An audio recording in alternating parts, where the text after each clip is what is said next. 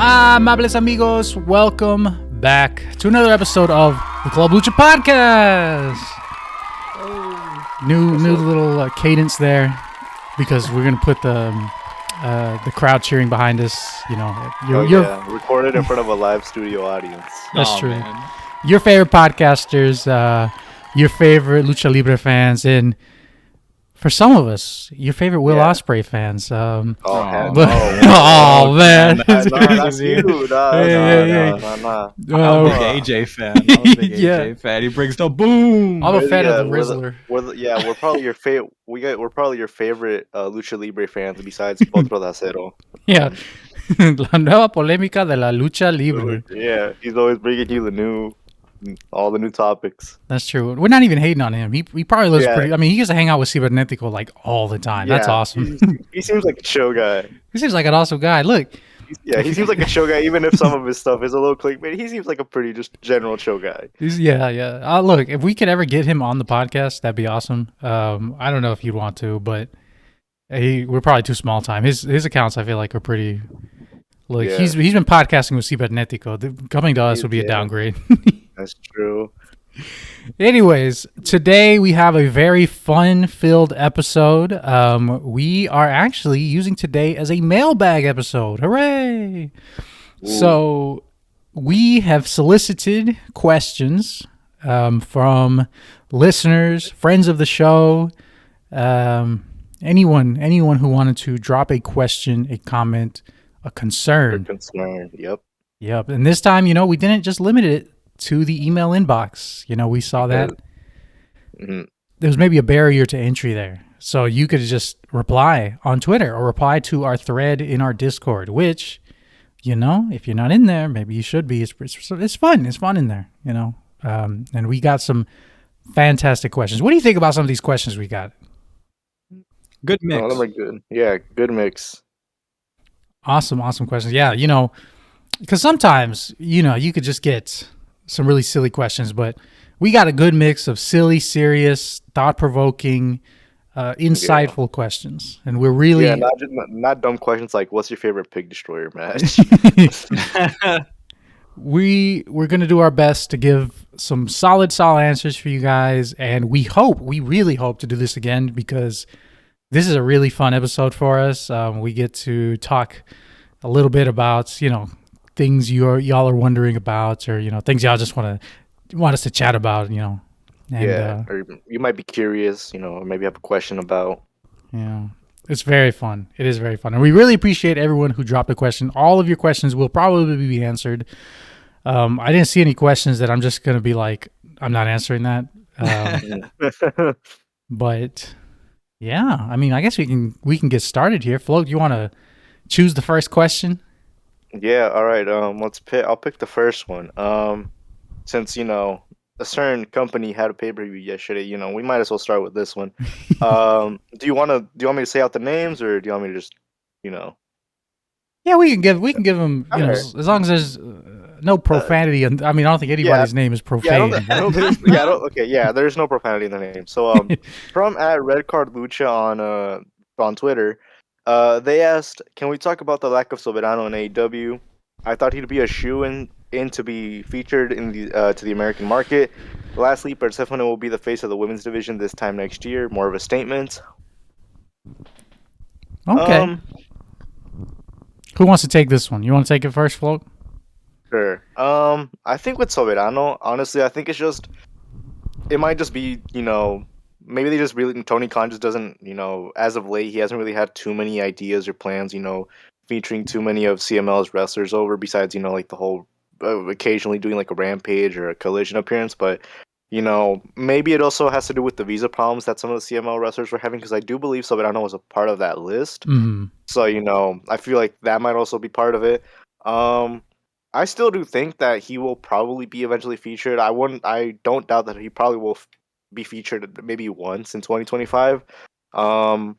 Him appearing super regularly, I'm not sure, because I just Soberano has always been more of a he's stated before that he's basically like a CML lifer, something along those lines in the podcast that he had with Alex Salazar.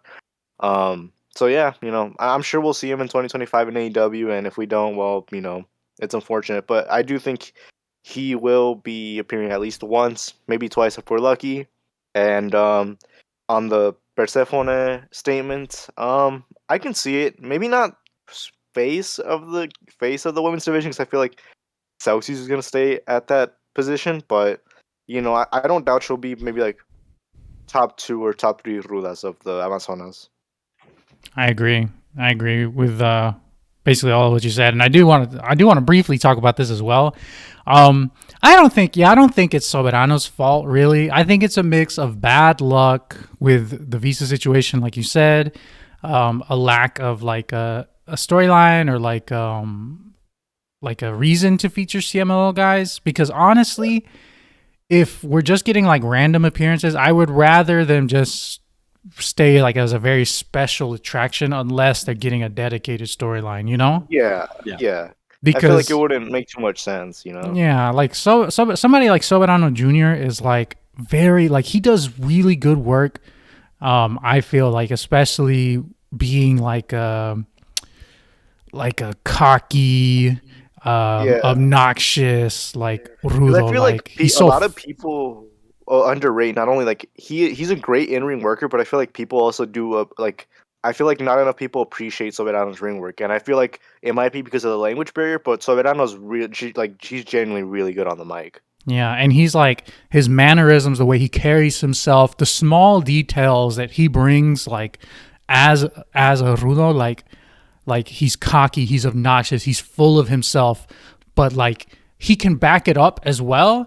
And then when he can't, like he plays that role so well. Like when the Técnico has enough, when the Técnico gets the upper hand on him, he's able to like go from like it's almost like he's carrying a facade that can be like that stands up to a point, but then like once you start beating his ass, it's like it's almost like a little bit of panic in his movements, he does like the gesture where he's like, shake my hand, like, hey, like, come on, chill, like, he'll be like, shake my hand, come on, like, come on. I'm just a guy, hey, come on, man. Calm down. Yeah, man, calm down.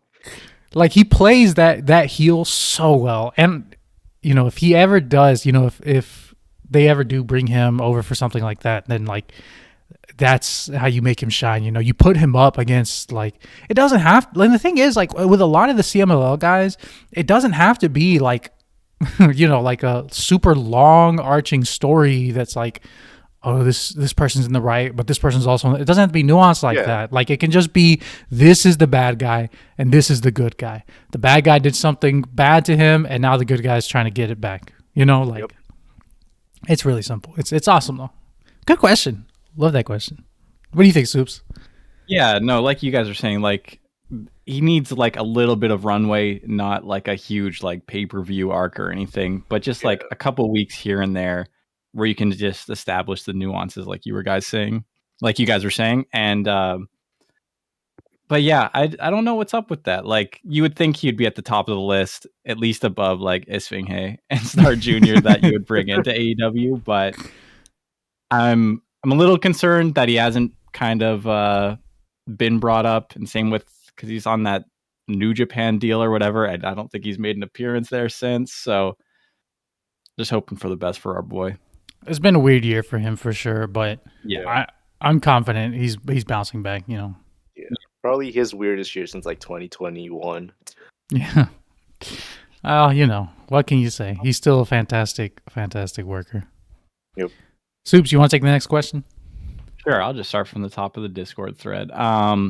What are your favorite luchadors that you don't get a chance to talk about often?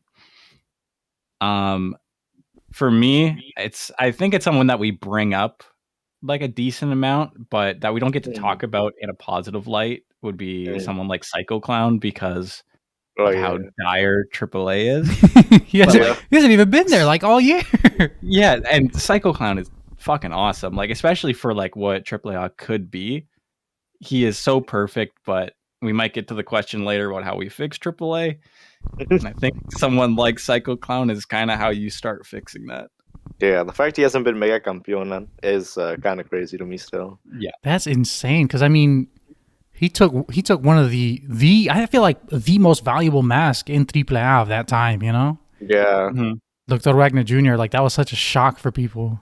People still hating on Dr. Wagner Jr. for losing that, you know? Yeah, and that was the highest exposure they've ever gotten with That's how true. that TV A thing worked lot. out. But Yeah, it, like, a lot of people. everybody was watching that shit, and you had this guy win Dr. Wagner Jr.'s mask, and like I know that was that's close to 10 or so years ago now, right? But still, like so. you don't lose that, like, that quote unquote aura around you. Yeah, you're the dude that took Dr. Wagner Jr.'s mask. Exactly. That's a big value right there. That's true. Yeah. Now that we're talking about it like that, wow, yeah. Maybe they could have capitalized on Psycho Clown like a lot more, you know? But They definitely should have, I say. Mm-hmm. What about you do? You? Somebody that we don't get a chance to talk about that often. My favorite. It can be Amazona or yeah. or Luchador. I'm gonna say it because I feel like I do talk about him a lot, and I talk about him. I feel like in passing a lot, and I'll talk about him on Twitter a lot. But we don't really get a lot of chance to talk about him on the podcast, and we probably will later because I saw one question where this would fit perfectly. But El Perrito Guayo, bro, Perro Guayo Jr., El Hijo del Perro Guayo. I know what question you're talking about too. Yeah. I think like whenever I get a chance to say something positive about him, I will do it because just watching him, I'm just like, man, this guy was one of one, you know, like. Yeah. But yeah, I'll say El Perrito Guayo. Perrito Guayo. How about you, Float? You know what? I'm gonna do more of an older luchador. I do talk about him every now and then on I'll post a tweet about him. But I'm gonna go with El Ángel Azteca. Yeah. That's a good pick. Ángel Azteca, I feel like he's just one of the most underrated workers and just luchadors in general. From like the '90s, he had so many great matches, and I feel like people recognize this match as with El Dandy, as being one of the best matches from that year. But I feel like most people give like most of the credit to El Dandy, but Ángel Azteca did just as much work in that match as El Dandy, and I feel like he should be appreciated almost as much as El Dandy because he was just a fantastic worker. And the fact that CML had him lose his mask in such a weird way was honestly, I find it so weird. Like, I find it kind of disrespectful because it felt so sudden and so random having him lose it to El Arcángel de la Muerte. But what can you do? But yeah, Ángel Azteca. I was just gonna say he has an amazing, like one of the best arm drags, and like he has so many good arm drags. An arm drag. Golly. Dude, yes. His mask as well, simple but like just so iconic. It's so good. Also, speaking of El Dandy, El Dandy's on yeah. Twitter, and we all got to follow. Yeah, man, he's a big fan of the pod. Shout out El Dandy. We're gonna talk about you later, I'm sure. El Dandy, if you're listening, we appreciate you and we recognize you. You are our tribal chief. Yeah, Dandy, if you're listening to this, go watch Hechicero vs. Shadow on Facebook. Again, I almost fucking quoted the Bret Hart thing and then I pissed myself off again. I almost tagged him. Do you remember that edit I made of that started off with the Bret Hart El Dandy quote? Yes. Yeah. I almost tagged him in that, but then I was like, I'm fucking ashamed of myself. I was like, I'm gonna remake this. I'm gonna take that part off and I'm gonna add more. It's clips. Tough because like. That was such a popular video for so long. Yeah. Reposting that Bret Hart promo, and then you're like, damn, they did El Dandy dirty here.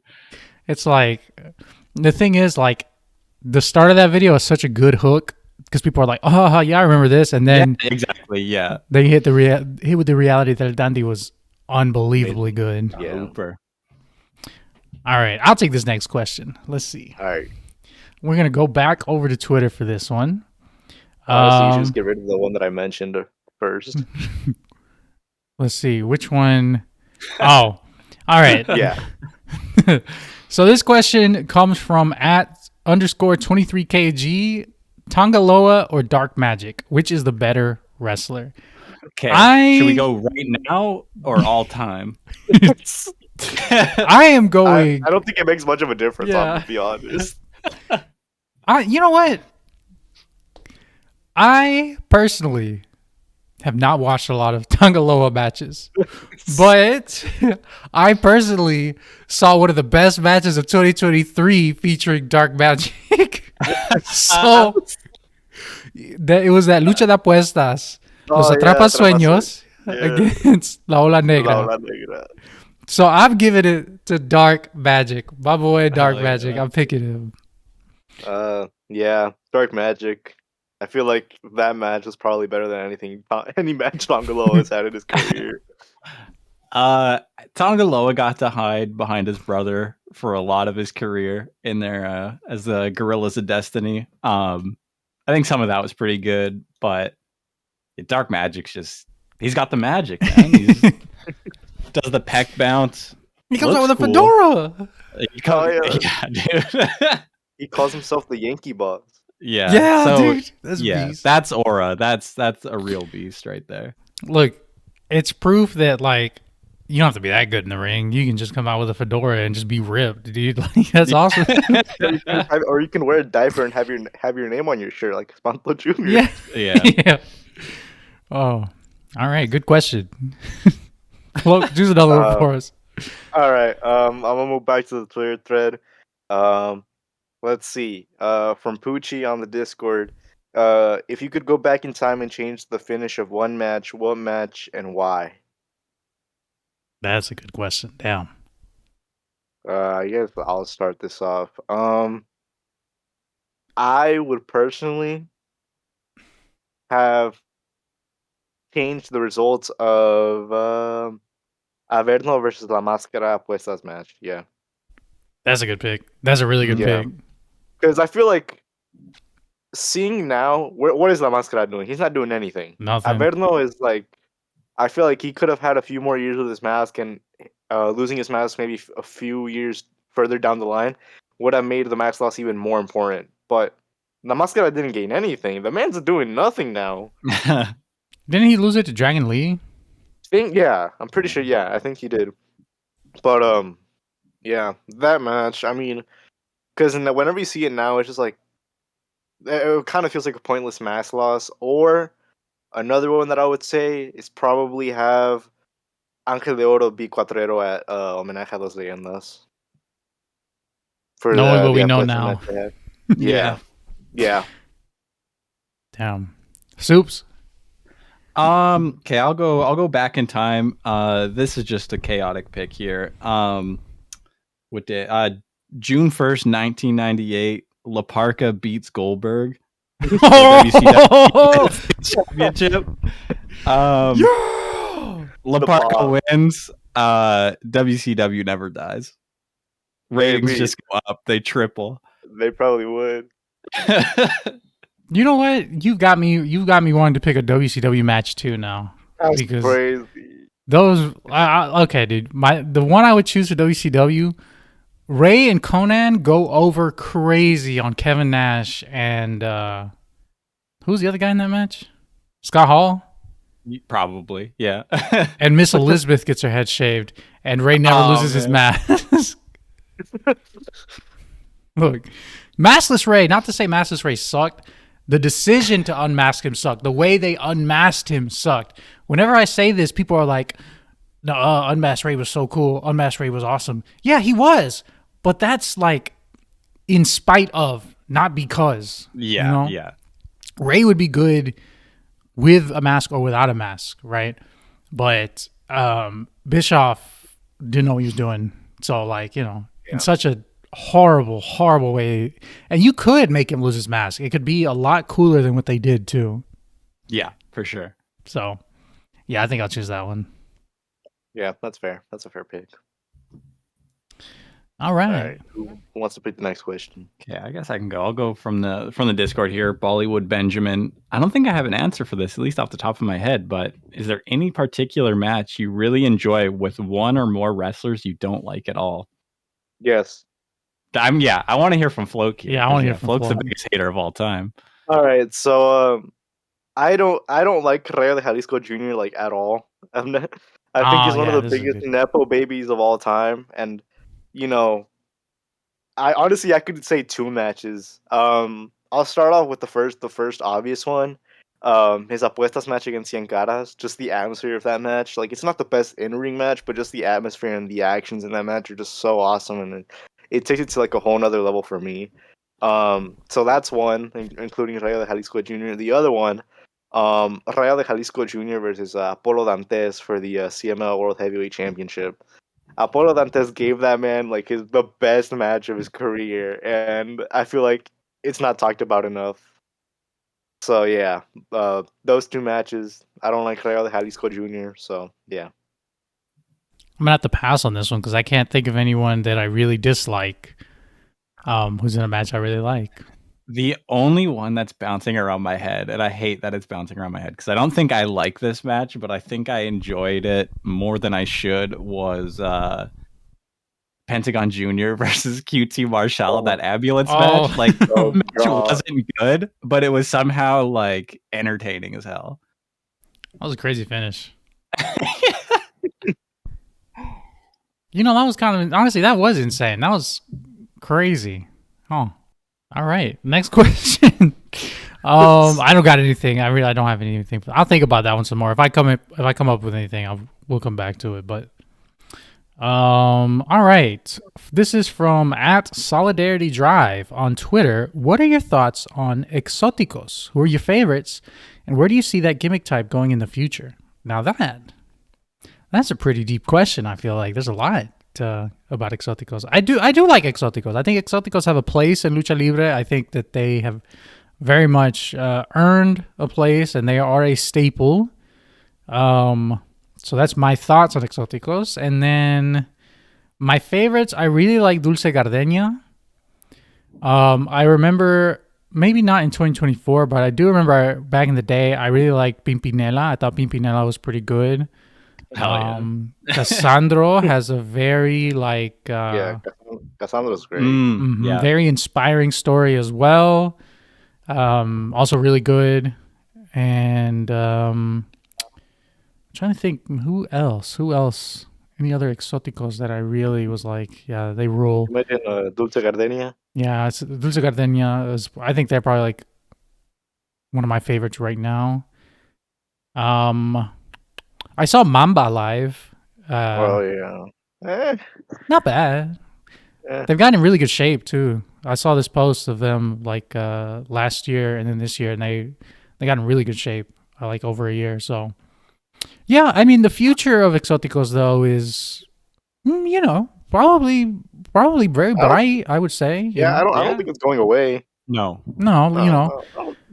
Especially because from what I've read and from my understanding, correct me if I'm wrong here, but Exoticos started off as stereotypes and tropes of LGBTQ people. Yeah. But over time, it turned into a more sincere, like, actual LGBTQ luchadores started becoming Exoticos, and like, they kind of changed the perception as well. And with Cassandro had a very sad situation where he was able to challenge for El Hijo del Santos, I think UWA World Welterweight Championship or National Welterweight Championship. I don't remember which one specifically, but they were getting a lot of abuse, a lot of homophobic abuse from... Yeah, a lot of mean responses. And it drove them to an attempt, but... they overcame that, and then they got to the match, and it ended up being an incredible match, and it kind of won them the support of a ton of people and kind of changed the perception as well. So that's from my understanding. I could be missing some details there, and if I am, feel free to drop them in here. But no, yeah, I'm positive on Los Exoticos, and I feel like Los Exoticos have a good future ahead of them. 100%. Yeah, same here. I think Exoticos have a bright future. I think their place is going to stay in Lucha Libre. I don't think there's going to be a time, anytime soon, where they just outright stop having Exoticos. I think they have a good place in Lucha, and it's just they have a bright future ahead of them. Yeah, like to see more in CMLL. Mm-hmm. Yeah. Have you guys seen the clip from Conan where Cassandro trains Conan to be a luchador? Yes. Yeah, that shit's awesome. Conan O'Brien, not Conan el Bárbaro. Yeah. Just a bit. There's only one Conan. It's O'Brien. That's the only one we acknowledge. My turn to pick a question. Yeah, yes. Back to you. All back right. to you. This is from @DravenPop on Twitter. And their question is, if Santito wasn't doing his self-financed, self-promoted retirement tour, where would you want him to pop up? I think I'd like to see him pop up back in CML, if I'm being honest. I agree. Yeah, I think that's the It's 2024. We'd all love to see that. Yeah. The Crash maybe, or not the Crash. I mean Zona 23. Zona 23. The Crash. Oh, get him in that ladder match. Yeah, I think just seeing Hijo del Santo back in Mexico one more time would just be great. Yeah. It would probably heal me of any ailments that I have. Could you imagine, like I would rather see him than having to see Octagon. Yeah. I would rather see him a million times in CMLL than current AAA because they just feed him to Alberto. Oh yeah, that's true. Oh my god, using him to get heat, that'd make me sick. Yeah.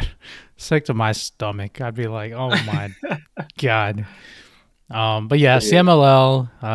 Unanimously, I think it's CML. Mm-hmm. Who'd y'all want to? If y'all could book one Santo retirement match in CMLL, who are you putting him in there against? Who's retiring El Hijo del Santo in CMLL 2024? Oh man, that's a tough question, huh? If he's retiring, you know what? I'm gonna give him a match. You know what? Run it back. Hijo del Santo versus Blue Panther. Oh, that would be good. Yeah. He doesn't have to lose. I was gonna say he doesn't have to lose. Obvious answer, but I feel like it's not right. You know what I mean? It would just leave you with a bad feeling.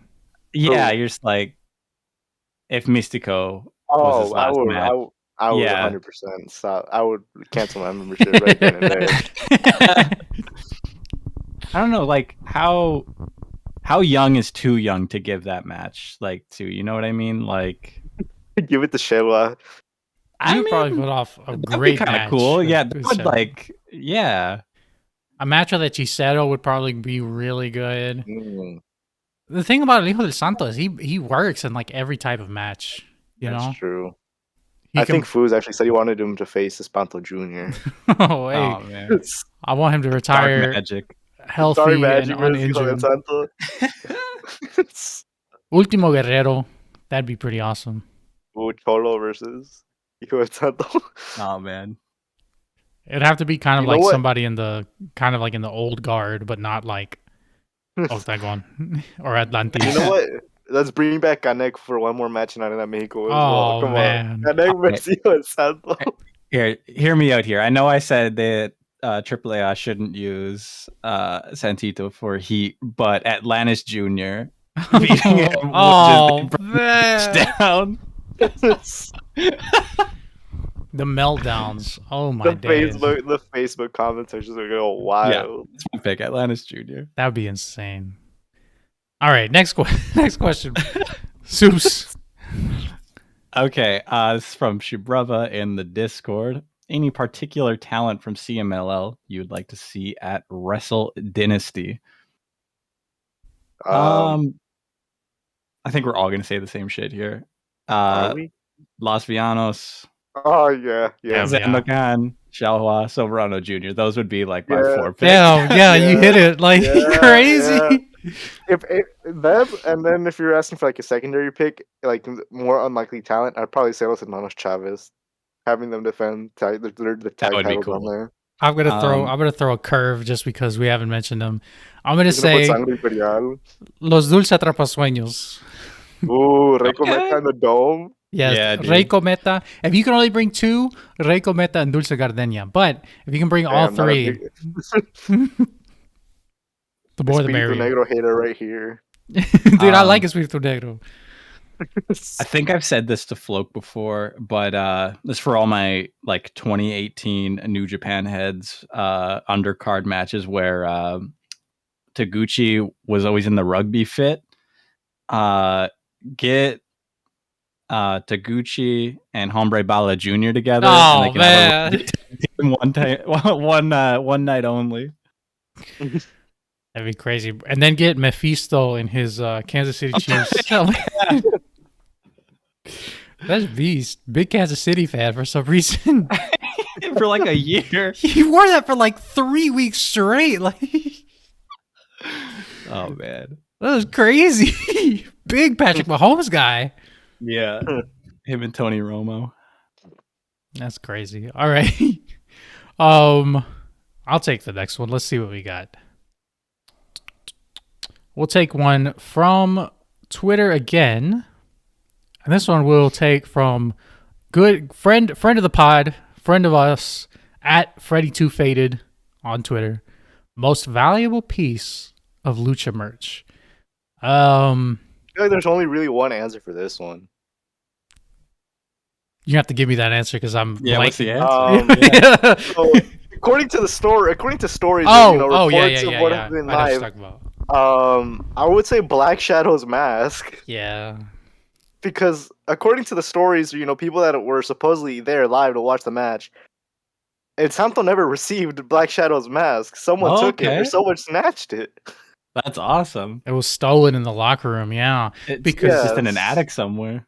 Like, Black Shadow took his mask off in the ring, held onto it, went to the locker room, allegedly. These are all allegations. Yeah. And then Blue Demon was his second, and then Blue Demon came out and gave Santo a mask, but it wasn't the mask he was wearing, and they've never been able to find the mask that he wore during the match. Yeah, so I feel like that's really the only answer that can be said. Like, yeah, that's cool. Shadow's mask. Yeah. What's the most valuable piece of Lucha merch you own? I don't have anything super valuable, honestly. Yeah, me neither. Probably, I guess maybe a signed mask. That would be it. I have a signed Mystical mask, and I have a vintage Mystical shirt that Soup sent me on Depop that I bought for $20.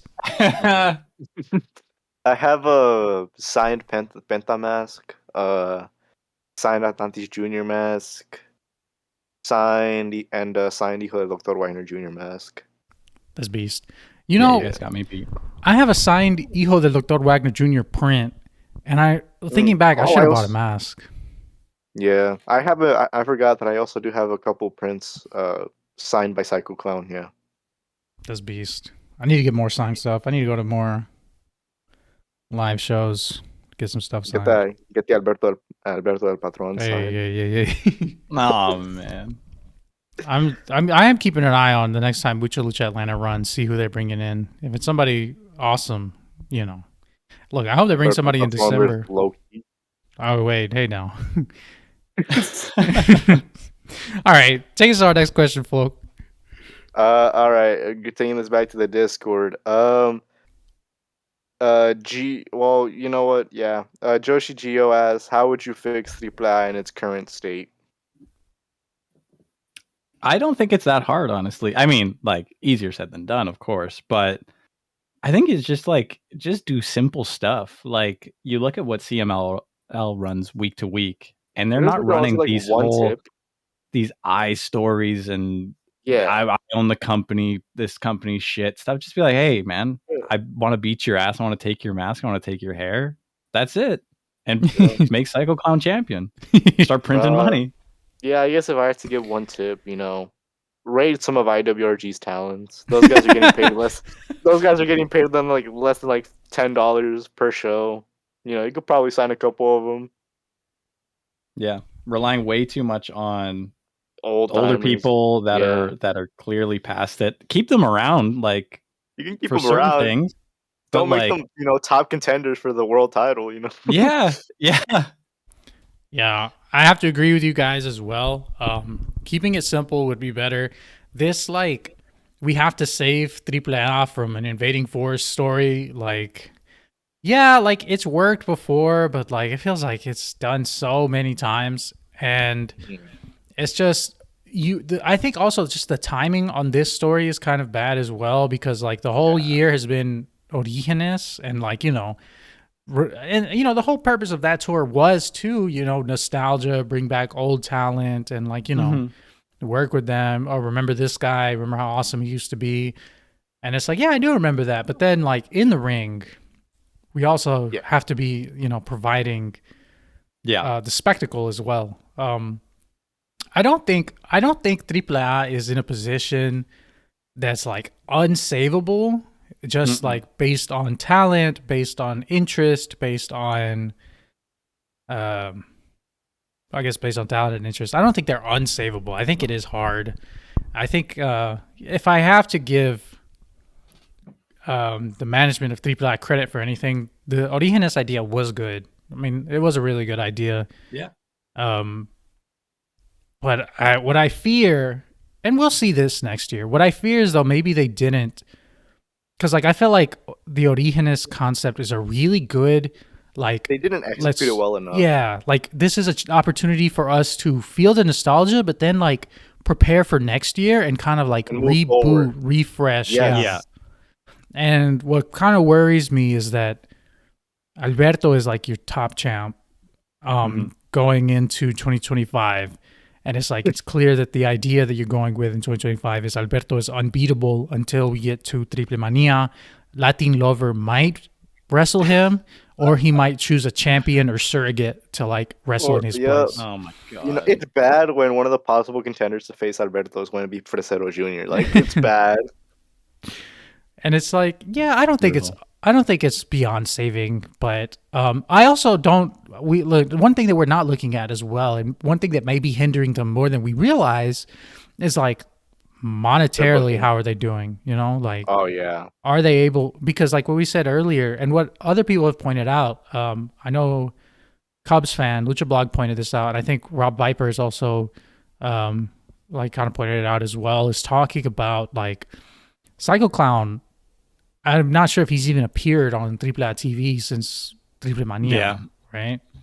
And then like a lot of like those kinds of guys like are not really being used, like the big star power. And like, I don't know, you can speculate a lot. Again, this is all speculation. Don't you know, take this as gospel. You don't have to repeat this. Yeah, it's not fact. This is what I'm saying is not fact. But like, are they not choosing these guys because they're not able to like?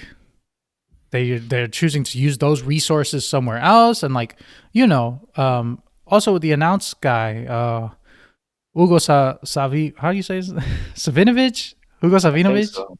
Yeah, he's not even working for them anymore. Yeah, he's not even with them anymore, and it's like, what are these how bad are these cost cutting measures? Like, yeah, are some of the decisions coming down creatively, or are they like because of monetary issues? You know, like Lucha Titlan failed miserably. Bad. Yeah, like, and how much money did they lose there? How bad is that? What's affecting them so badly this year? Can they turn it around?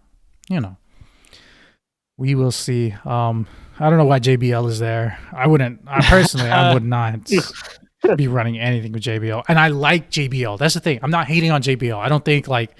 I think JBL did a really good job of playing a character that made you hate him. But at the same time, like, he was pretty solid, you know? Did he have other issues?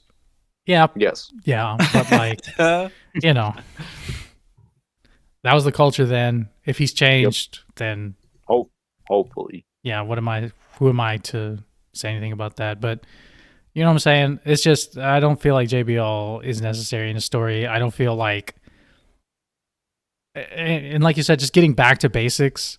More simple. Also, I feel like stories. they just need to finish storylines, because so many storylines begin and they go nowhere and they just randomly get dropped in AAA. Pagano, Tejano Jr. So many. Yeah, so many. Not only that, but why am I having to follow Conan or Latin Lovers podcast just to be able to keep up with the AAA storyline? I shouldn't have to watch your podcast. Yep. It's like, imagine if CML had like a storyline between like Soberano Jr. and I don't know, some random technical, and then you have to listen to the Estos Lucha podcast on Thursdays just to find out what the next direction is for the next Friday show. No, that should not be something that has to happen.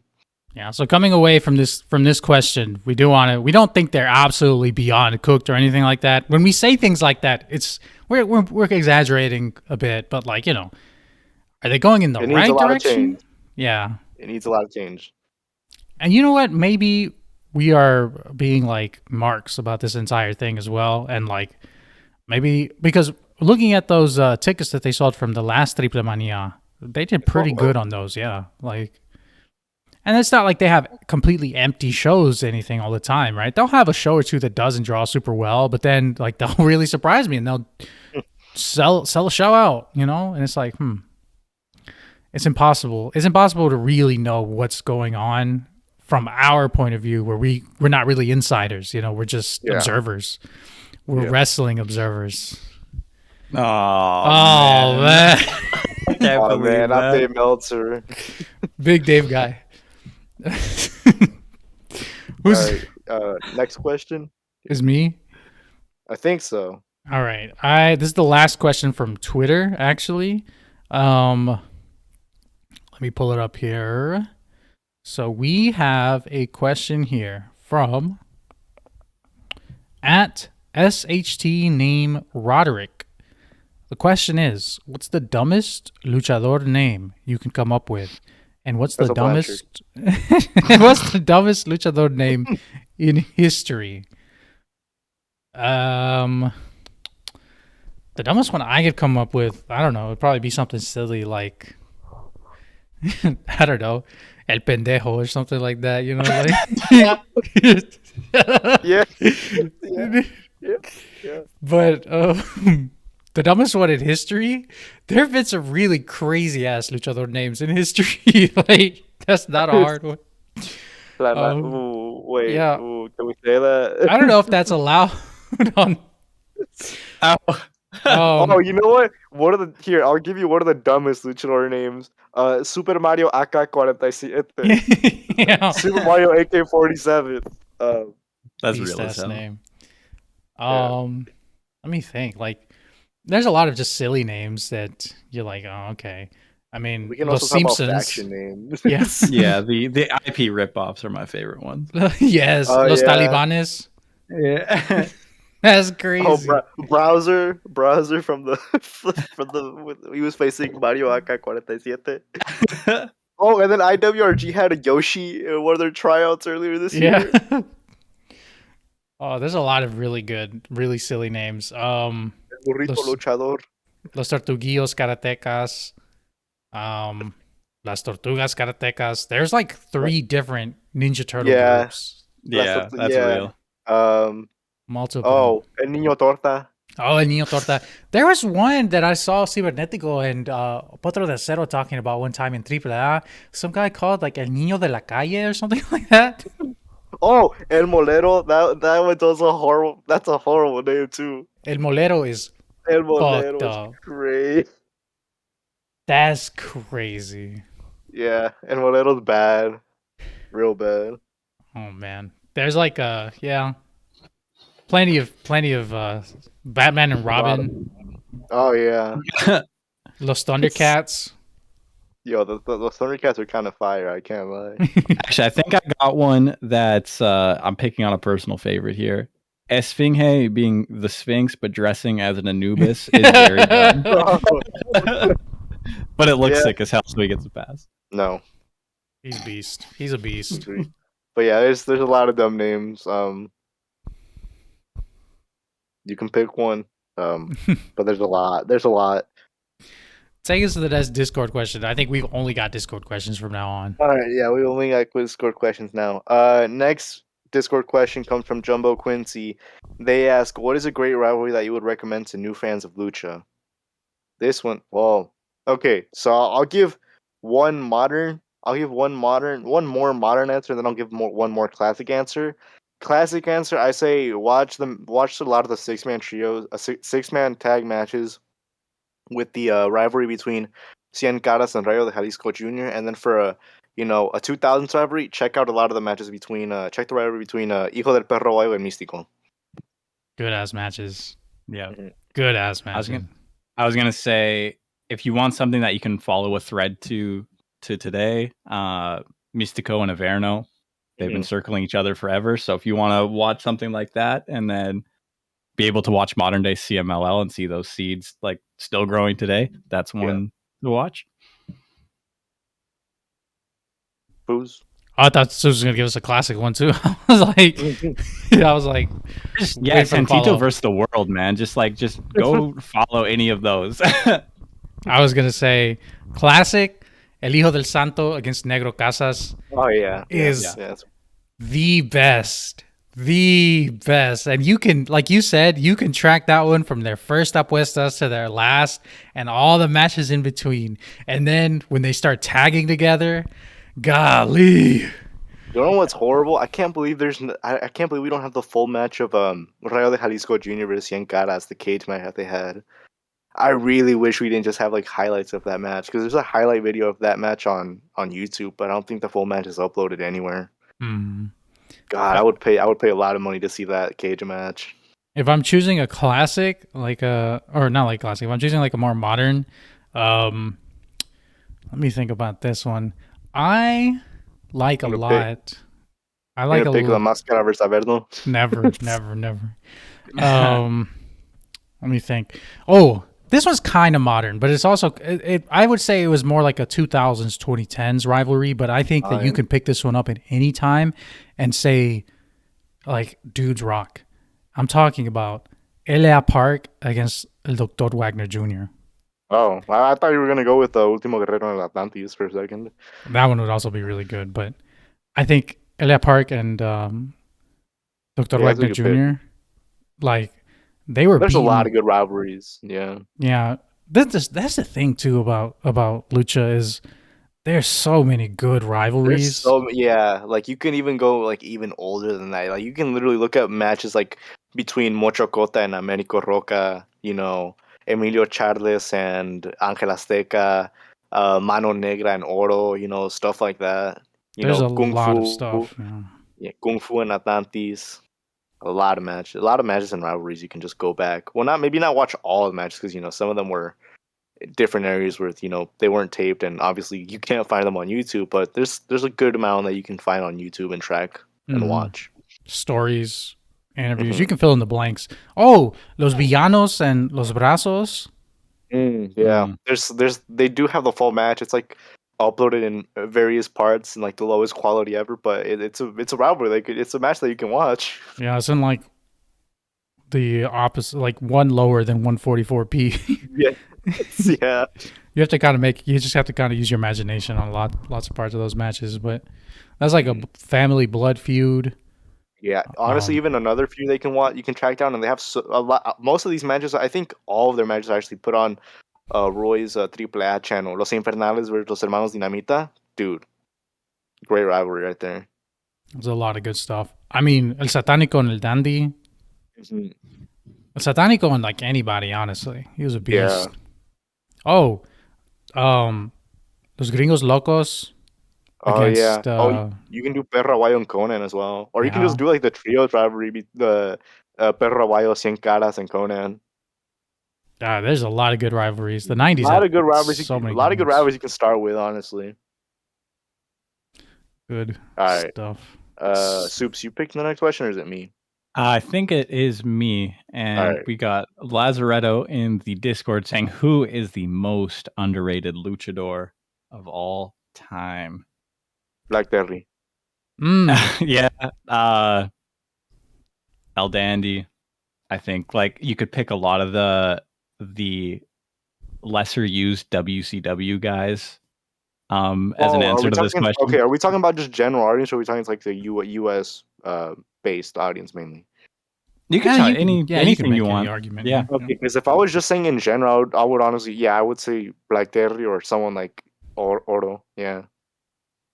Yeah, Oro. Rest in peace. Yeah, Oro. Yeah. Who do I think is the most underrated? Maybe, you know what? I will go from U.S. audience. Hector Garza. Yeah. I think he was really underrated, especially by I just by looking at, honestly, if you look at Cage Match, you'll know how many people are underrated in U.S. audience eyes. And it's 100%. Everybody not named. I watched a guy in WCW. Yeah. He was like 5. He had like 5-minute matches. Got to be like a 5 out of 10. Exactly. Every luchador in WCW whose name was not Ultimo Dragon, Eddie Guerrero, Rey Mysterio Jr. Any other one Psychosis too. Like he's in that upper echelon. Or Hoovy too, I guess. Hoovy got a lot of pretty awesome opportunities and stuff. But like Los Villanos, Damian 666, Hector Garza, Silver King, Dandy. Oh man, Silver King, dude. Yeah, Silver King has like a 5 on Cage Match. That's insane. Silver King. Are you fucking kidding me? Actually, I'm gonna change my answer. I'm changing my answer to Silver King. Silver King is the most underrated. If Silver King's at a 5 on Cage Match, then I think that's like he might be like. It's low. It's like it's somewhere around that range. That's crazy. This is a staunchly pro Silver King podcast. 6.67. Yeah, it's honestly more offensive than a 5. Yeah, like for him, people put thought into this to make it a 6 and not just blindly rate it a 5. Dude, and the most recent review too, another good solid background luchador in WCW, one of the more unique looking Mexican wrestlers as he didn't have a mask. Dude, crazy. Like, I think we can all agree that WCW should have won, but also fuck WCW. Yeah. Fuck Eric Bischoff. You would have given somebody you gave me the pen over Bischoff. I promise you right now, dude. Everybody in America would have a mask in their closet. Oh yeah, dude. Yeah, that's crazy. Like a 6.67. Yeah, he's crazy. Wildly underrated. Like you look at all the stuff he did before WCW too, like the matches he was having. Some of his like CMLL matches are so good, bro. His UWA stuff with Tejano when they were Los Cowboys. God, what a tag team, bro. Honestly, you know what? I think I'm going to change my answer as well. Not to Silver King, but I'm going to change my answer to Emilio Charles Jr. Yeah. That's a good answer. Emilio Charles, between Emilio Charles Jr. and Black Terry. I feel like Emilio Charles Jr. isn't brought up in the conversation of best brawlers of all time when he should. He absolutely should be in that conversation. So yeah. We have the next question from Mario Xbox. Jose on the Discord. Two-part question here. First part of the question. If Big Justice became a CMLL mascot, who would you like him to second? Ultimo Guerrero. Yeah, 100%. I was going to say, Guerreros, los Guerreros Laguneros. In the roof and booms are like very, like, that's in the same stratosphere. Yeah. It's simple and it would work. Like, somebody tweeted yesterday that AJ looks like Ultimo Guerrero, and I couldn't believe it. I was like, whoa. Same pants kind of too, like the slightly high-waisted. Similar builds. I was like, damn, this is kind of crazy. Second part of the question. If you could bring back any lucha company, i.e. UWA, Azteca, Lucha Libre Elite, but good, which would you bring back, and what do you think it could bring to the scene? Honestly, I would bring back UWA. Yeah, I think everybody's bringing back UWA. Dude, we need. I feel like there's a desperate need for a third major Lucha Libre promotion, or at least a good second one. Yeah. If we could bring back UWA, I think we'd also have to bring back Francisco Flores. They're saying we have to bring back Canek as well. We'd have to get, if we can bring back, we want everybody like who was running UWA in their prime also back. Oh yeah. So then, like, we don't have to have the same talent.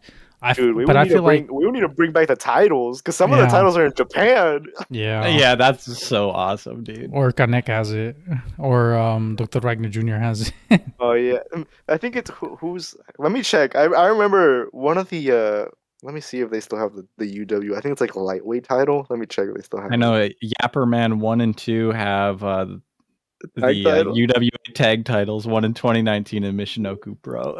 That's beast. Holy, wait. Oh, okay. Apparently, Bomber Tatsuya currently has the UWA World Light Heavyweight Championship. Awesome. Beat Misakagura for the championship. A former sumo, Shogun Akamoto, has the UWA Asia Pacific Heavyweight Championship. That's beast. Won in 2021. UWA had the WWF Light Heavyweight title for a time, didn't they? Yeah. Villano Tercero won it, I'm pretty sure, like a few times. He had it. UWA, lock us in. Yeah, honestly, just UWA and just like a lot of the things that they would be able to bring, if they still had that, for example, that partnership where they would still be able to, like, for example, some UWA talents are able to wrestle in CML and stuff like that. I honestly think it'd be great, you know? Yeah. Mm-hmm. And you know what kind of sucks is like, not all of it, but like most of the taped footage from UWA is like from the early 90s, like 91. And then like, but by that point, they were starting to like fall off, you could tell. Yeah. Because like if you watch some of those matches, you look at the crowd and it's not very full. Like, yeah, it's like, oh man, you could tell. Yeah, I'm looking at their anniversary shows right now. This one from '82 is nuts. Abdullah the Butcher and Perro Aguayo defeat Antonio Inoki and Tatsumi Fujinami. Yeah, just if we bring back UWA, just those insane matchups we could get. Like, imagine if we brought back UWA and we would get some random ass match on, I don't know, some show like Sandokan Jr. versus fucking Nakajima or something like that. Yeah. That'd be insane. Yeah, like, I mean, they were like the hotbed for foreign talent, were they not? They were always bringing in foreigners to lose to connect, to beat connect and then lose to connect. Dude, here's one event: Gran Hamada versus Blue Panther, an event from 1990. That's so sick. I bet that would be, and then El Toreo too. Like, we want El Toreo back. Renovate it, do what you have to do to it, but just bring it back, please. Or here, I'm literally gonna click a random event on Cage Match. Let's see what match I'm able to find. All right. Oh, here we go. El Solitario, Enrique Vera, Villano Tercero defeat Anibal, Dr. Wagner, and Perro Aguayo. That's crazy. Yeah. Insane match. Oh, here, 9th anniversary. 9th anniversary.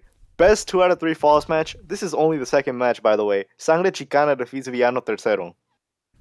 This is crazy. This promotion was so stacked. Like, they burned so bright. Yes, not only that. Next match after that, Los Misioneros de la Muerte. El Signo, Tejano, and Negro Navarro versus Black Man, Kato Kongli, and Kung Fu.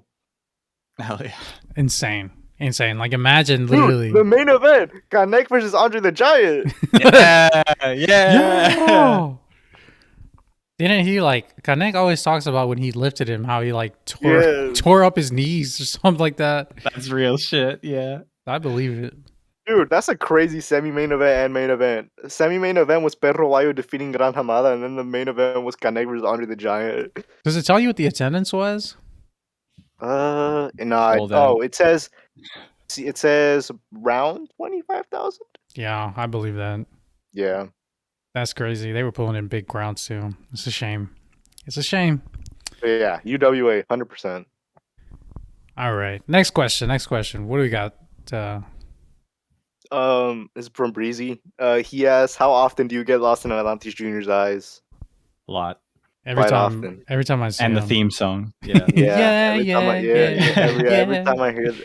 hear the song, I get lost in his eyes. Yeah. When I went to Wrestle Dream, he was the first person to come out. That was like one of the loudest things I've ever heard in my life, was that theme song. That's crazy. I believe it. All right. I mean, the pop was louder. Sorry. True. You got the next one, Soups. This is a good one. Yeah. Okay. Creature Gabe saying Dream Faction. For me, you guys would never think of this one. Okay, I'm picking Rocky Romero, Soberano Jr., and Templario. Los Principes. I don't know. What do you guys think about that? Oh man, if only something like that existed. Only someone would have thought of that. No clue where that comes. No idea where that idea came from. Well, let me ask something about your booking decision here, Soups. Would you have them last for more or less than a month and a half? It depends if one of them breaks a trophy or not. Oh man, that's a good faction. Rest in peace, Los Principes, man. All right. I'll give my answer. I'm gonna give a pretty you know what? Yeah. I'm gonna go with let's do Emilio Charles Jr., Mocho Cota, and Silver King. Yeah, let's make that a faction. What are you calling them? I don't know. They all. I'm imagining Silver King is growing out a beard for this faction. Oh so, man, yeah. Something with beards. Very nice beards. Yeah. Los Barbosos. Yeah, something like that. Los Barbones, something like that. Oh man. Just dudes with big beards and long hair, or just just pretty fucked up hair. Maybe something like Los Bárbaros. No. All right, Foos, what about you? I'm gonna get. You know what? I'm gonna get a little fed pilled on this. I'm gonna get a little fed brain on this. Okay, cut his mic. All right, we're talking real modern too. You know what? No.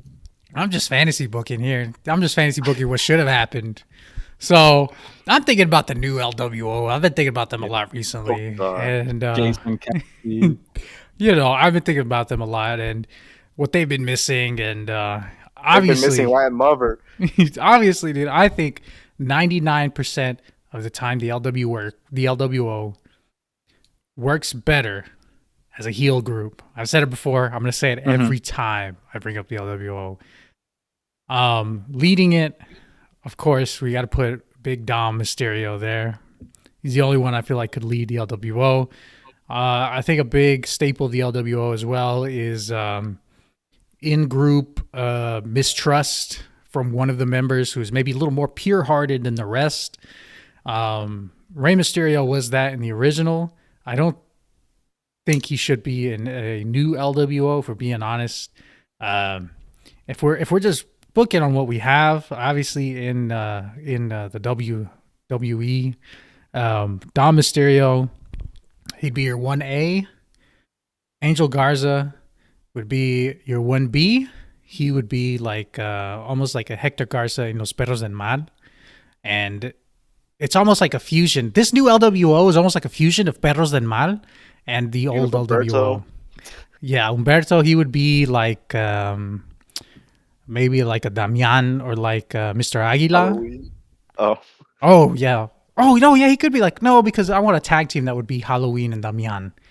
And that we could do the Lucha Brothers. All right, cut his mic. We're moving on from this question. No, I'm just kidding, obviously. But, I think, honestly, you could probably do like Dom Santos and Los Garza. Hijo de la Park. That would be crazy. Oh my! The thing is though, like WWE doesn't have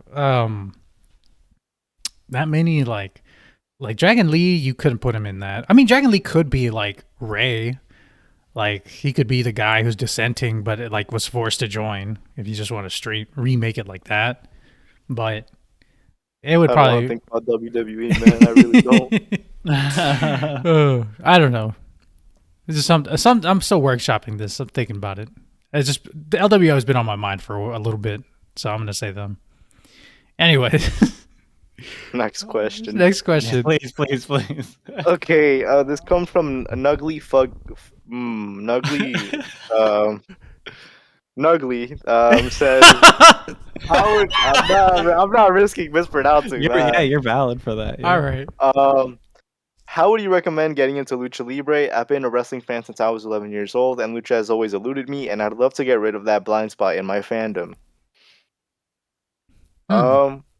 Watch, honestly, if you see like any highlights, ask who the wrestler is in the comment section, and then honestly just search them up on YouTube. Just search up random that person's name and like matches or mano a mano or singles match, I'm sure you'll get some good recommendation popping up on YouTube.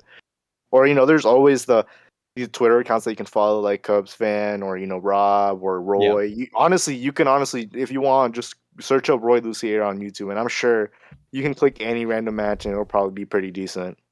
Whether it's UWA, AAA, or CML.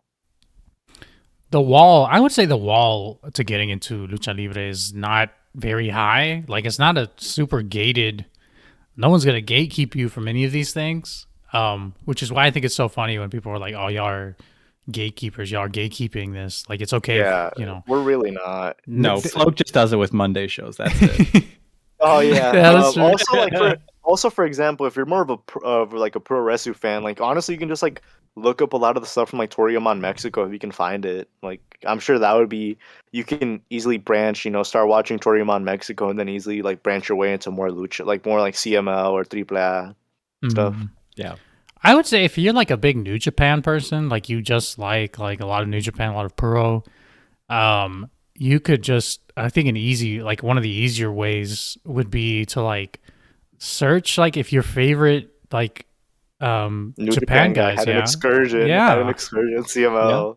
And see what they did, and then like maybe you'll see a guy in a match that they're up against that you'll really like, and then you can just go from there. Like it's really easy because like a big percentage. There's so many luchadors. Yeah, and there's a big percentage of Lucha Libre like content that's just free on YouTube for like anyone who's curious. Like the thing is like if you like promos and stuff like that, like if you need it translated, you're going to maybe be a bit frustrated on that end because especially the old stuff doesn't have English commentary. CML doesn't have English commentary.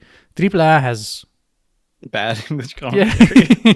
It's something. It's like one of the guys on AAA is good, but then he just appears drunk.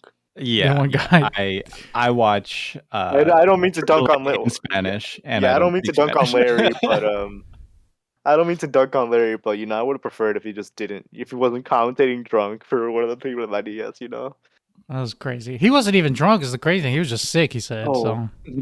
Yeah, sick off the lip. But yeah, there's honestly, if you're asking for like any match recommendations, honestly, like if you want one from recent years, I'll give you a simple answer. Watch Soberano Jr. vs. Templarios 2022 Leyenda de Plata match. It's a really good, absolute beast match. Unbelievable and free. Especially, for example, if you're not a big New Japan guy, and for example, you're more of a Choji fan, and I don't know, maybe you're a big fan of the Izumi versus Starlight Kid matches. I feel like if you watch Soberano, like any Soberano and Templario match, it'd be like, damn, I love this. Yeah, I love the speed. I love the dives. I love everything about it. It's easy. My surefire way to become a Lucha Libre fan in the year of our Lord 2024 is get a mid-card fascination. Just find somebody that looks cool, and then just follow them, and then it'll lead you to other people. But or my Gallero fans. I mean, like Esfinge, not a great worker, looks cool, and you just follow anybody them like except Star Jr. Please. Yeah. Unless you want to be an MLW fan, then I was gonna say. If you're an MLW fan, you can follow Star Jr.'s matches. He's the GOAT. Yeah, just I don't like know if we have MLW fans listening though. Not all four of them. Hey! I'm right here. Yeah. Follow accounts on Twitter and stuff. Yeah. Follow Foos. Follow Floke. Follow Roy. Like they're saying. Follow Roy. And Rob. Yeah. Subscribe to all three of Roy's Lucha channels because those are literally like diamond mines of just a bunch of Lucha matches. Yeah, and if I know time commitment's a big thing, especially if you're watching other promotions, but if you go to the CML YouTube channel, they have all the condensed matches from the previous shows. Yeah, they have highlighted. Yeah, 3-4 minute videos. Yeah, just get involved, talk to people about it. It's like a deceptive wall to get into Lucha Libre. Yeah. And a lot of people, if you talk to them about it, they will be very happy to talk to you about it. Like they will be very happy. Like if you ask, oh, hey, can you tell me about this? Like, can you recommend something from this? If you're doing it in good faith and Yeah. Yeah, because there's some people who are like, oh, like, what has this guy ever done? And it's like, shut the fuck up. Like, people are always like, and this is something that I think is so funny. People are always like, oh, well, and this is mainly talking about a post I saw last week where this guy was like, I just like to talk shit about CML because their fans get so defensive. You watch NXT, man. Like, you watch NXT, like, actively, and, like, Marigold. You watch the sex trafficking company. That's crazy. Please, like, of course they're going to be defensive. You're talking bad about them like that. Like, what? Yeah. Come on. Insane. Dude, that Io Sky versus Utami match was a mistake. All those WWE fans are now pretending to be Marigold fans as well. It's crazy. Yeah. The thing is too, like a lot of like Lucha like fans, like they're on Fridays they'll post about it, like they'll post GIFs, they'll post their reactions and stuff, and I think that's awesome. That's probably one of my favorite times on Twitter because nobody's talking crazy. It's not like, and it's not discourse. It's not like powered by discourse. You know, like it's like people saying this was awesome, this is so cool, I think this guy should, you know. Sometimes people be like, oh, I didn't want to see this person win, but it was a good match, or like, oh, I didn't want to see me whenever Mystico wins. That's just me every Friday. Or whenever you'll see like Recometa, I'll be like, man, CML, please. And they'll be like the 5 dedicated Recometa fans that are like the post. Like, you hate rating stock. Okay, I don't know the fucking CML ratings. I don't know the AAA ratings. There's no reason for me to care about those. I'm just gonna watch them. And this is another thing to say though. That's not to say, we're not saying there's no toxicity. There is. Look, I mean, yeah. Most of the toxicity isn't on Twitter. It's mainly on Facebook. Yeah, it's the Spanish speaking fans. Yeah, bro. Like.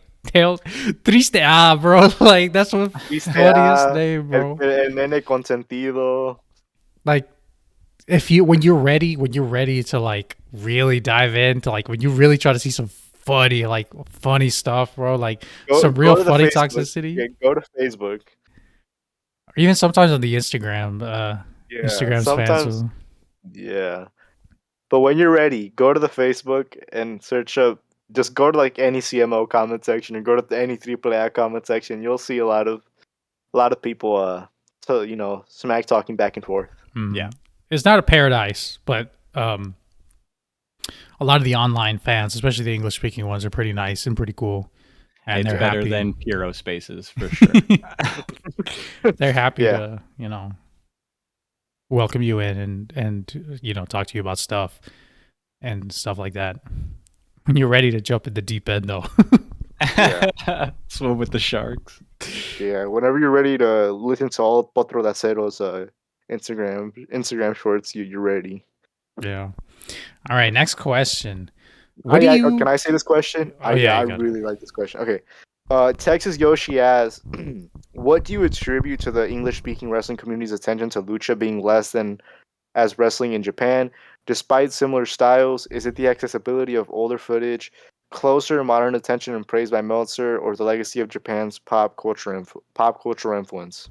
I think really a combination of all three. Hey, like I think a lot of it is the amount of pop culture from Japan that we get here, and it's just a lot easier to associate. Whereas in the rest of North America, we don't really get that from Mexico in most places.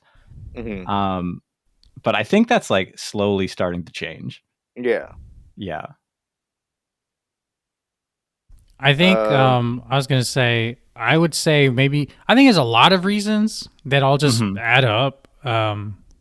Accessibility of older footage, that's a big one. Yeah, I feel like, I would say mainly like anything like before the 80s. Yeah, anything before 91 too, because like because there's a few matches you'll be able to find from the 80s. I think the earliest footage might be from late 70s. Mm-hmm.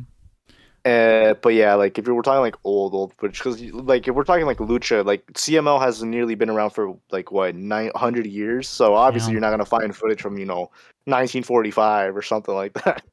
You'll find records. You'll find records, which you'll find records. Yeah, but you're not gonna find any footage of it. So I guess maybe that. I would also like to say that part of the reason is just I would partially like to blame the way that a lot of the companies in like the United States have like featured or misrepresented the art of Lucha Libre in general as a whole, and just the way that they've treated the talents. I think that's also part of the reason why a lot of the English speaking community sees Lucha Libre as less.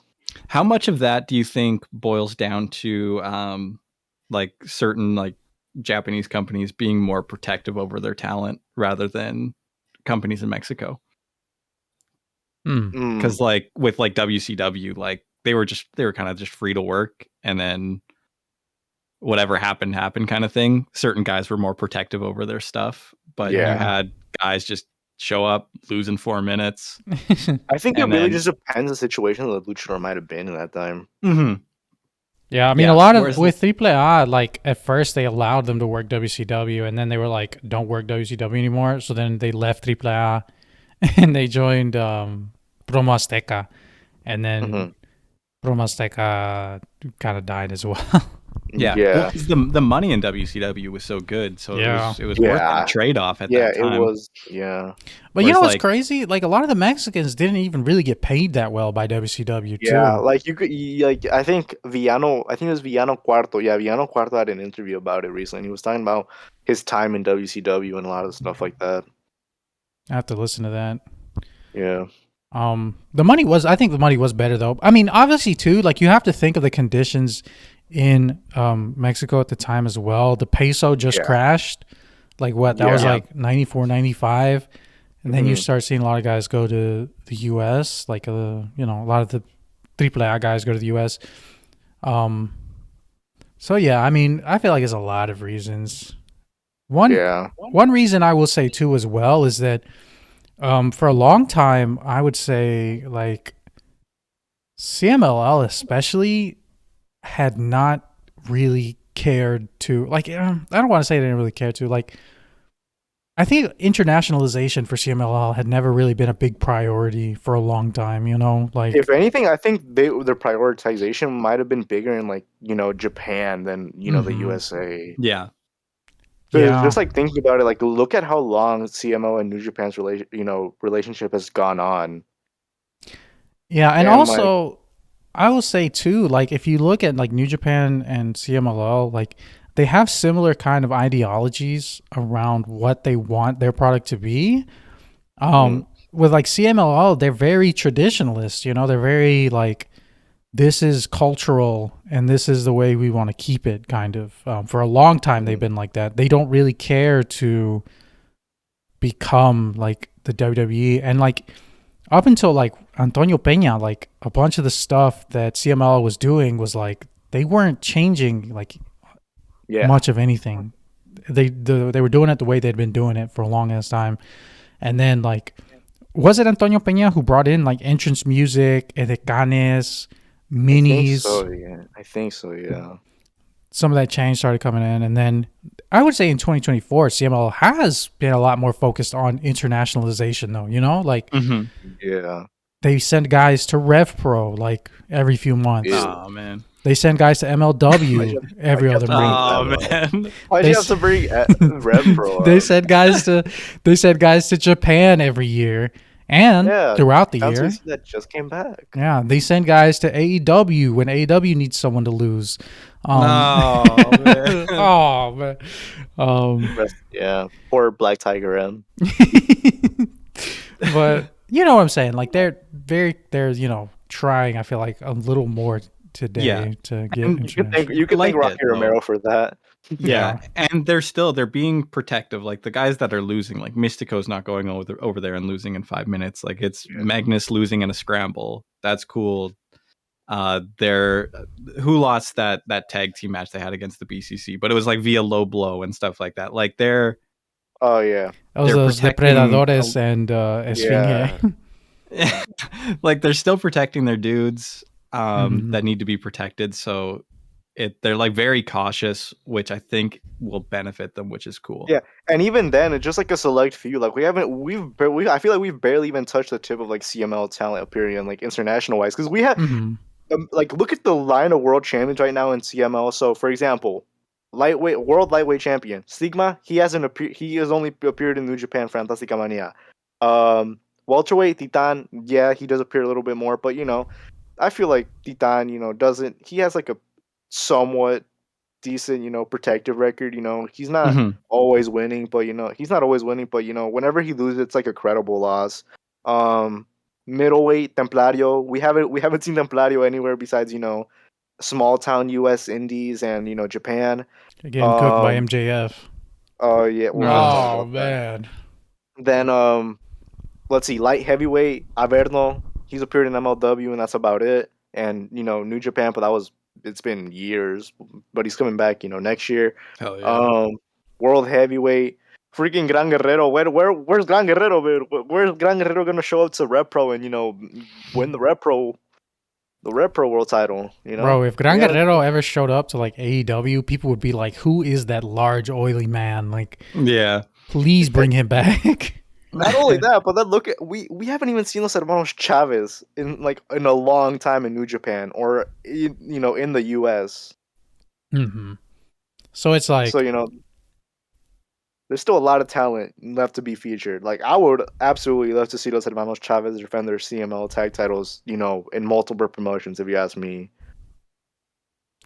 Yeah, there's a lot of room to grow, but also I understand why they're like really protective. Like, and at the end of the day, also you have to consider that CMLL is not then, well, I don't want to say they're not angling for a TV deal, but they have much less emphasis on like TV wrestling than live, their presentation. Yeah, it's like a cultural presentation almost. It feels like it's not really like what you think of when you think of modern TV wrestling with like these elaborate angles and like vignettes and backstage segments. Like CMLL will do like on their big shows, they'll do like between matches sometimes. They'll like cut away to like some of the participants just talking about the upcoming match for a second, and then they'll go to the next match, and then after that, okay, now here's the Rudo of that match. He's gonna say some stuff. All right, it's not ever like, oh my god, in between segments, Mystico got attacked by some mystery assailant backstage. Oh my god, and thank God they're not like that. Like, it's just maybe simple. Maybe a little bit. Not only that, but like storylines usually don't carry on that long. Like, there's very few that will carry on unless it's like an apuestas feud or something like that. It's very rare for a rivalry to go on from like 1 week some guy fouls him, or he does like a mask rip and he wins by DQ, or he fakes out the referee to win, and then the next week they have a rematch, and then the week after that they might have a singles match, or they'll just do the Rudo wins, then they'll just ask for a singles match, and the rivalry concludes there. It's very short. They'll pick it back up like a year later. Yeah, like the only one that I can think of right now that's being continuous would be like, obviously Que Monito and Que Malito, but that's more of an attraction thing. The only other one that I can think of right now would probably be like Sherwan Guerrero Maya Jr. I'll also say, to add to that, there was something, like I said, there's not like a bunch of backstage segments and stuff like that. In the late 90s and early 2000s, there were, and they were awesome. They had the TV vignettes with Televisa. Oh my God. Those were awesome. Like, you would have Dr. Wagner Jr. in his doctor's office and he receives a painting of Atlante. Yeah. They have or Super you would have Porky. Some guys, getting kicked in his chest. No. It's into the fountain. Yeah. Or you would have some guys just playing pool, stuff like that. Yeah, give us a little bit of that. Yeah. I want to see Sherwa like making a movie or something like that. And then he cuts to his badge. It was very much a mix of like the mundane and the fantastic, if that makes sense. Yeah. Like, yes. They would be doing like, some of them would just be like them like playing pool, going out to eat, sitting, having a meeting by a fountain, all of these things. But then another one would be like El Satánico going into somebody's dream. Yeah.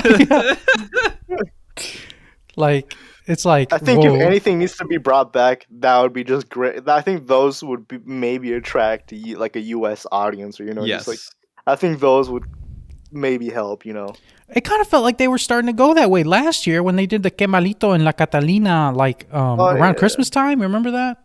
Something like it was something like that. Those fun little vignettes would be fun. Yeah. Yeah. But yeah, that's our answer. Probably the longest response we've had yet. Yeah.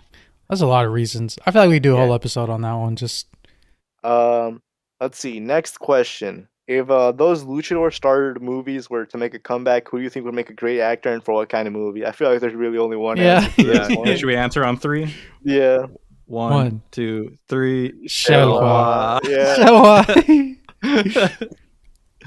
Yeah, no, he's got it. He portrays himself in such a way like outside of the ring that's just very very like movie star, very like artsy in a cool way.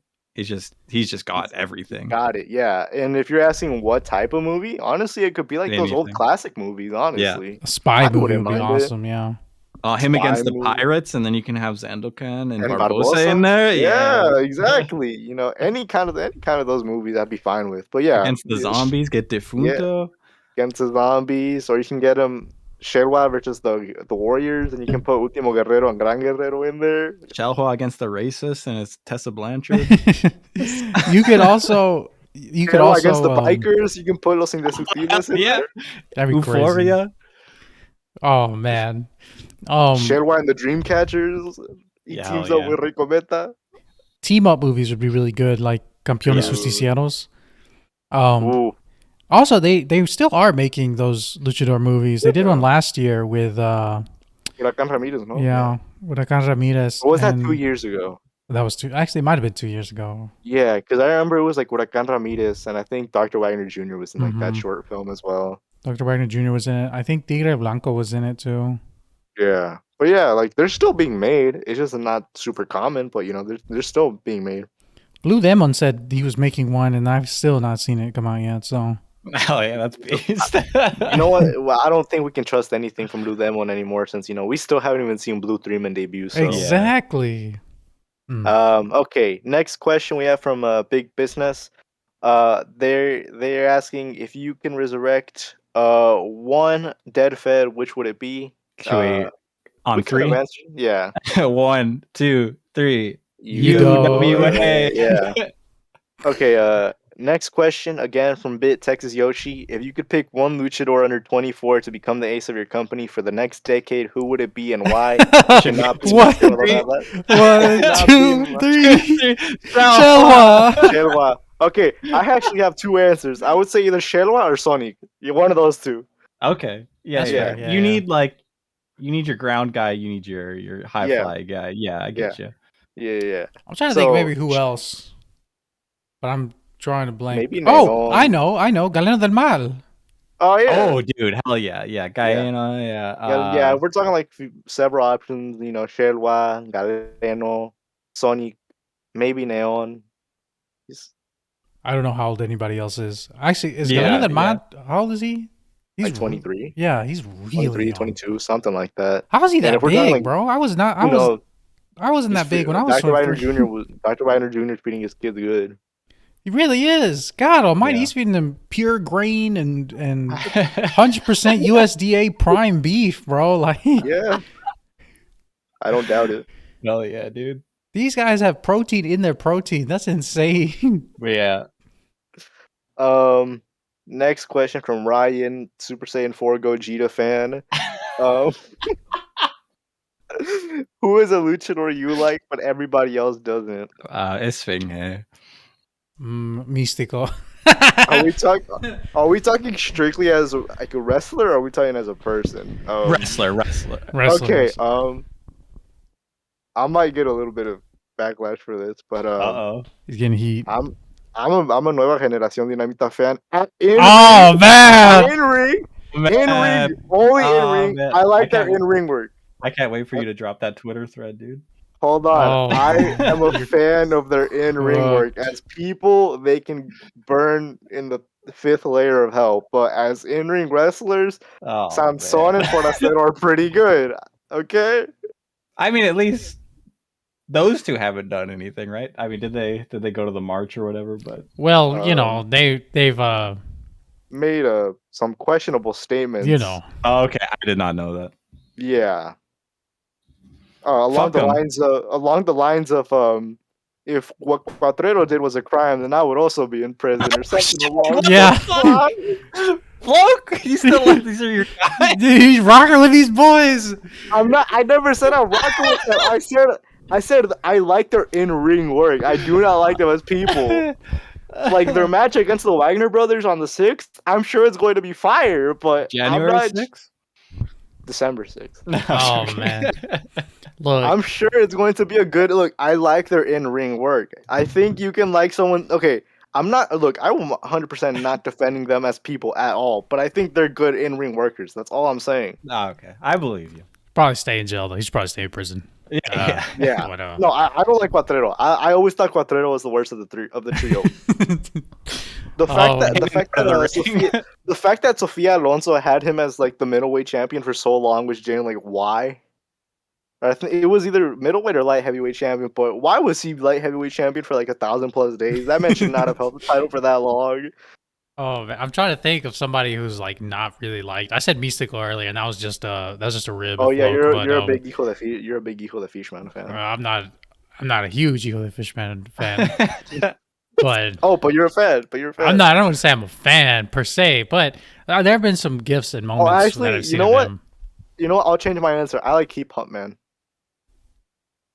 There you go. That's better. We joke about. I know Foosh jokes about Hip Hop Man a lot, but I generally think he's a pretty good worker. I don't think I've ever even. When did I made it a hip hop man joke?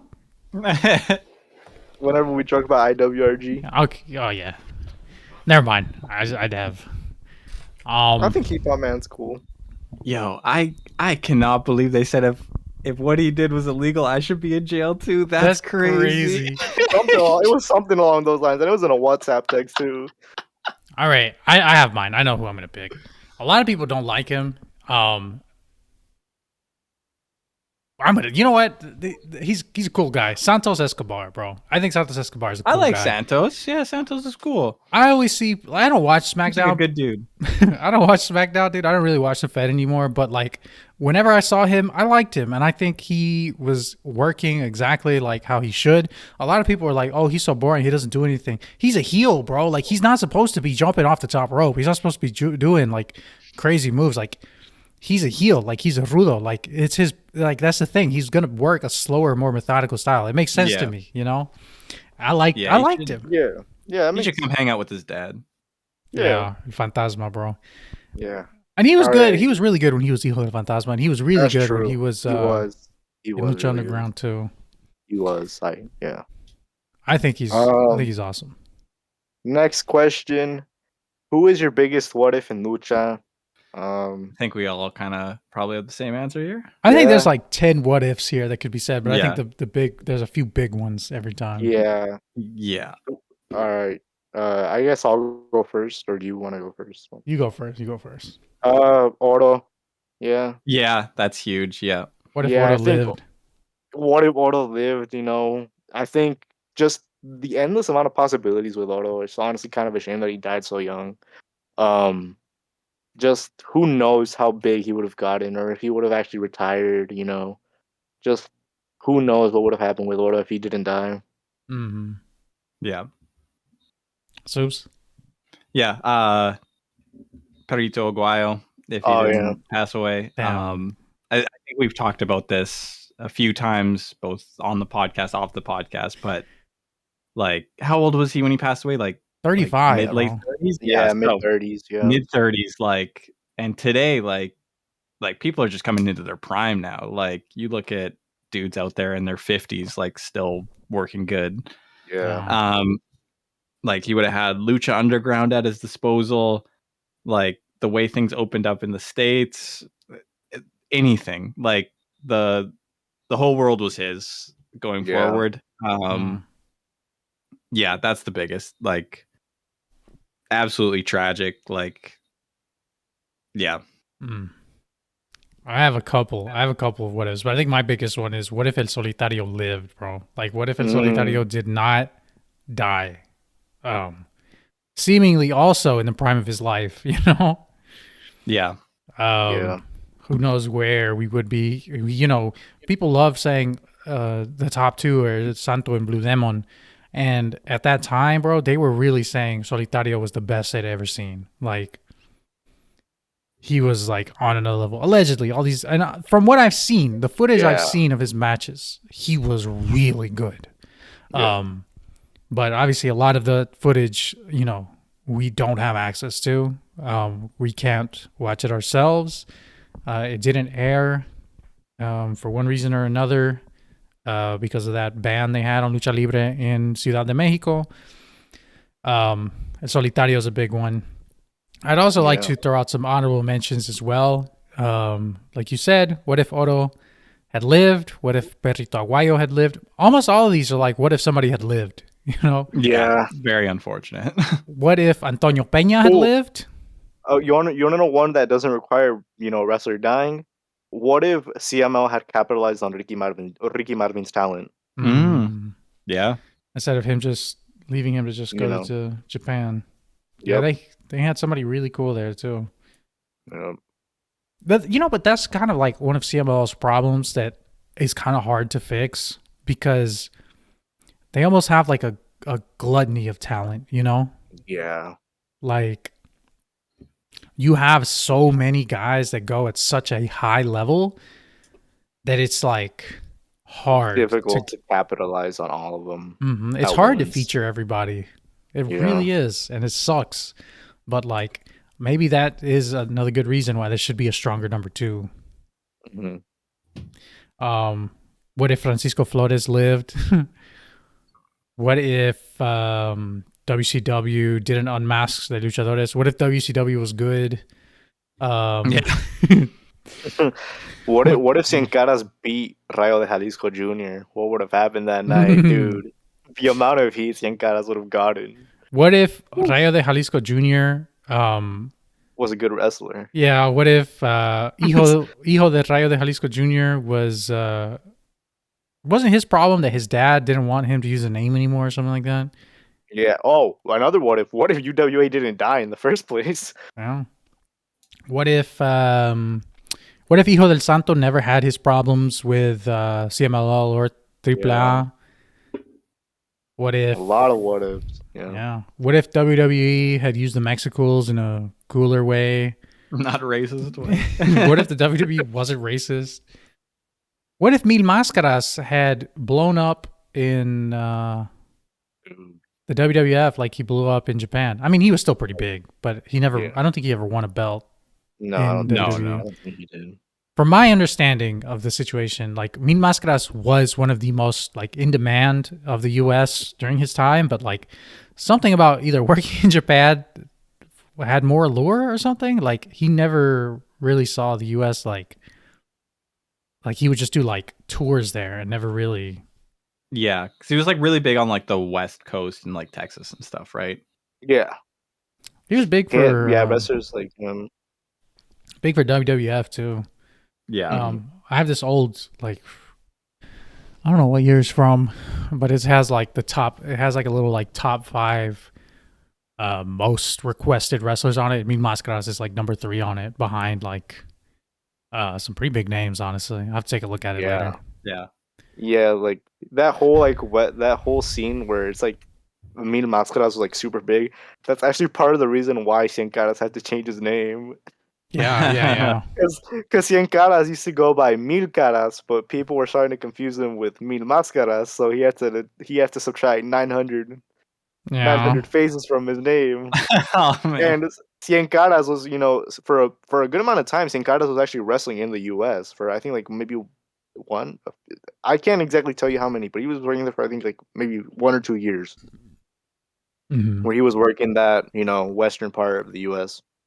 The guy who gave Mil Máscaras his name also gave Cien Caras his name too. It was the person who owned, I think it was Lucha Libre magazine. I don't remember who it was. Benjamin Mora, maybe? Or maybe I'm tripping. Maybe. It might have been him. Maybe I'm confusing names here. But from what I remember reading or listening, I could be wrong here. Yeah. This is just me rambling. Yeah, great. Final 2 questions before we move on to like our sort of mini fantasy tag league.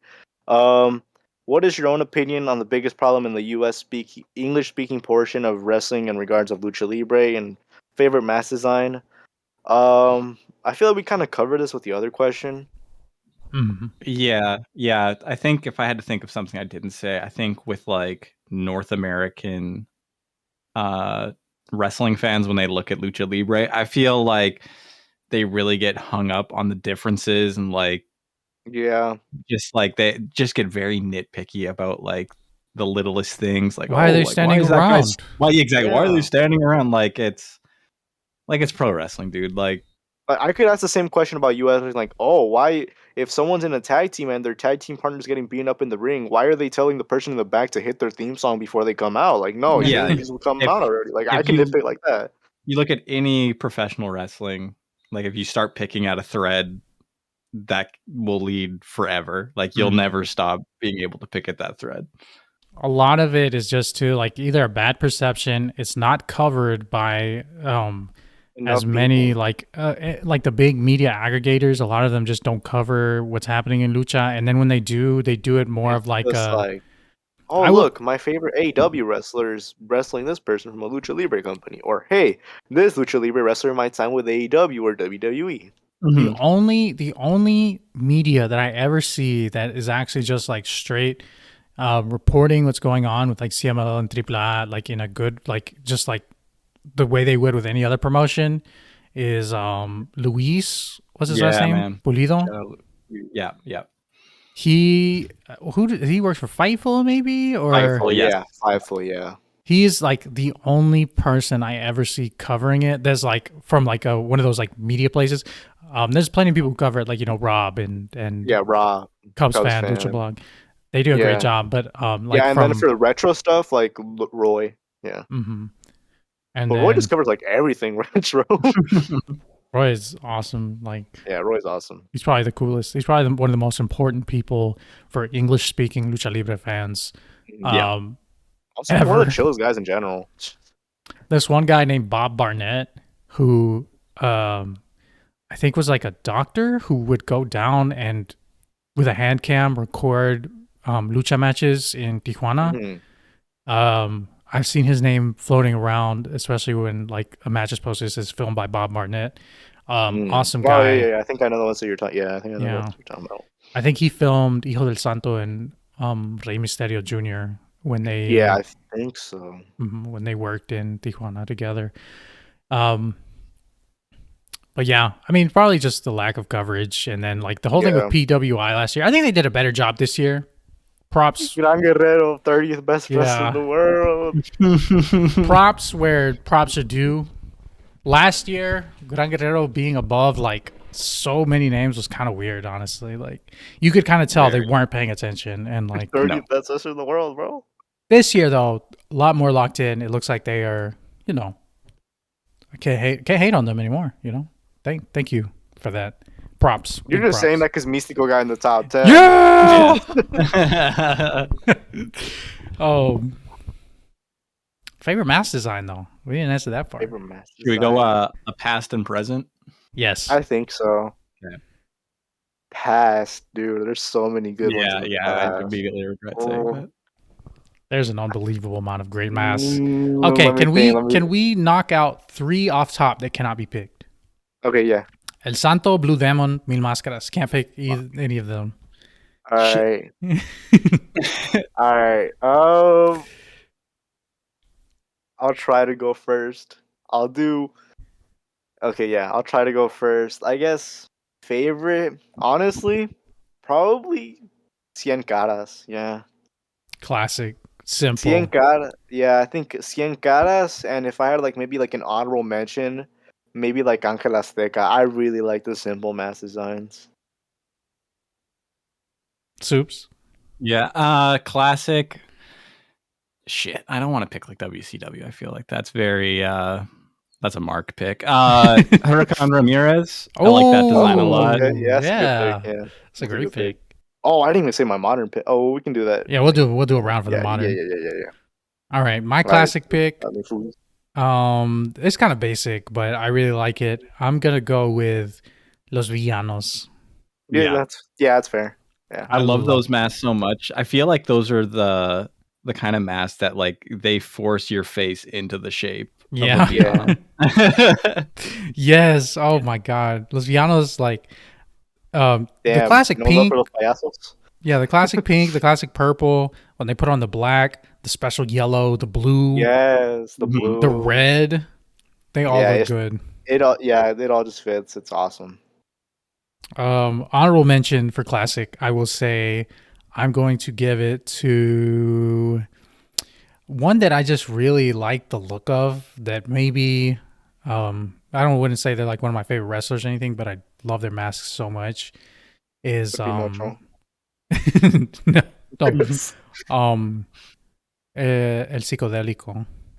Yeah, that's a great mask. Yeah, brother to Mil Máscaras and Dos Caras. Yeah, it's that's just a like great a mask. Spiral on his face. I think it looks so cool. Dude, that one's so good. Yeah, I love that mask design. All right, modern. Let's go back. So I'll go first, and then I'll go me, Soups, you. Modern best mask. God. Okay, I am gonna go with. You know what? I'm gonna say Titan. Yeah, okay. Yeah, that's cool as hell. Yeah, Titan has an unbelievable mask. Anytime a dude has like an entrance mask and then he rips it off for just the normal mask, that's cool as hell. Yeah. Yeah. For me, I like how people are trying to get more inventive with their masks. Bandito, probably one of my favorites right now. I think he can kind of do like, he can like swag it up. He can have like the gold or whatever, or just the plain black. I think he can do whatever, and he's dope as hell too. So that helps. Chelwa. Yeah. Yeah. Chelwa. Good picks. Really good. Because just like the way that he keeps it, like the way that he, for his gear, he has like he keeps like the base gray and like the base gray pants as well. But he'll like change up like the center colors of the mask. I think it's just so awesome. I really like that. Good stuff. Yeah. I was gonna say, I think we got some good picks here. Some really good picks. Yeah. All right. Shout out to the auto masks too, though. Those masks are really nice. Yeah. La Sombra, de Brillante. La Sombra. Brillante Jr. Zafiro. Mask. Ew. It's the same mask. we don't acknowledge him. I don't acknowledge him on this podcast. Oh. All right. So now we move on to the fantasy tag league if CML ever held a round robin tag team tournament. Yes. All right. Quick timeout. All right, so that was our mailbag portion, which actually ran a little bit longer than we were hoping, which is not a bad thing. We're actually very thankful for everyone who submitted questions. I think you gave us a pretty solid episode with a lot of things to talk about. We do have a second part for this episode where we will be doing a CMLL round robin tag team fantasy tournament, similar to many other big round robin tournaments around the world for other promotions, but we are doing a what if CMLL booked one this year, just as a fun exercise and just to talk about some tag teams maybe we think are a little underrated and how we think that tournament would play out. And while we are recording that now, this will air in 1 week. We'll be posting it for everyone for next week's episode. So again, thank you so much for listening. This is the end of part 1. The episode continues in 1 week. See y'all.